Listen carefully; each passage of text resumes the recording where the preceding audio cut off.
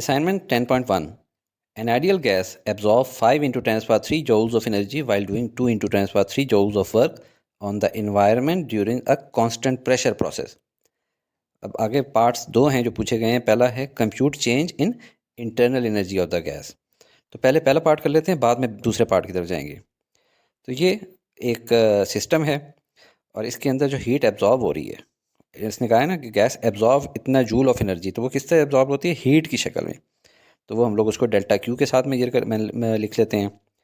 और while doing 2 into 10 power 3 joules of work, यानी heat मिलने पर जब ये एक्सपैंड करेगी तो जो वर्क करेगा वो है 2 इंटू 10 पावर 3 जॉल्स, और कांस्टेंट प्रेशर के ऊपर कर रहा है। और मालूम हमने करना है change in internal energy delta u. तो जो हमारे पास गिवन है वो लिख लेते हैं हम। Heat absorb delta Q, work done by the system delta W, change in the internal energy delta U मालूम करना है। सोल्यूशन की तरफ चलते हैं। सबसे पहले फर्स्ट लॉ ऑफ थर्मोडायनामिक्स का इक्वेशन लिख लेते हैं, delta q is equal to delta u plus delta डब्ल्यू। अब हमें क्या चाहिए? हमें तो चाहिए डेल्टा यू, तो डेल्टा डब्ल्यू को हम दूसरी तरफ ले जाएंगे तो ये बन जाएगा delta u is equal to delta q minus delta डब्ल्यू, उस तरह लिख लेते हैं। अब इसके अंदर वैल्यूज़ डालनी है, क्योंकि दोनों वैल्यूज़ ये राइट साइड पे आप देखें हमारे पास मौजूद हैं। डेल्टा क्यू भी मालूम है, डेल्टा डब्ल्यू भी। तो ये इस इक्वेशन में डालते हैं तो बन जाती है delta u is equal to 5 into 10 power 3 minus 2 into 10 power 3। अब दोनों की जो 10 की पावर है वो कॉमन है, सेम है, तो बाकी क्या बच जाता है? 5 माइनस 2 यानी 3 इंटू 10 पावर 3 जॉल्स। तो ये पार्ट ए का आंसर है। पार्ट बी की तरफ चलते हैं। If internal energy now drops by 4.5 into 10 power 3 joules. Drops by यानी कि कम हो रही है, बाहर निकल रही है हीट, तो ये माइनस में होगी।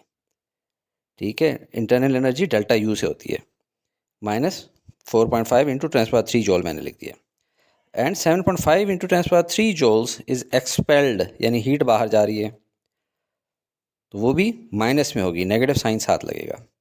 Find the change in the volume.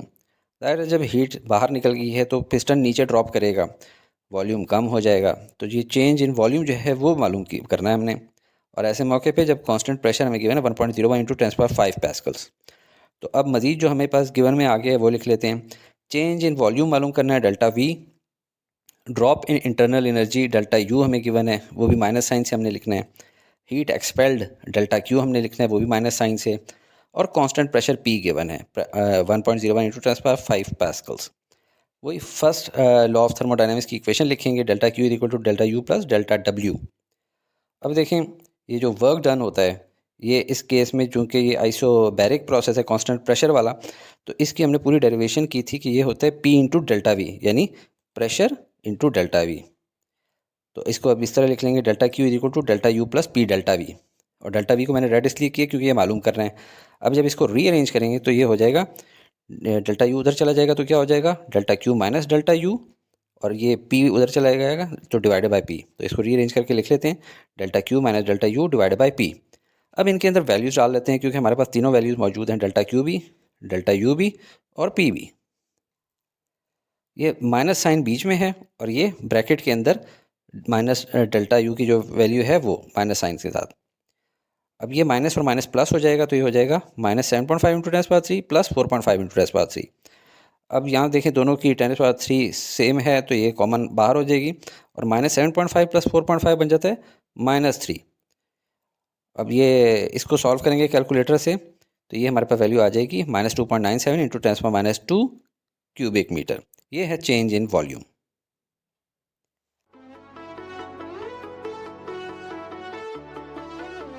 Study with me, a learning experience.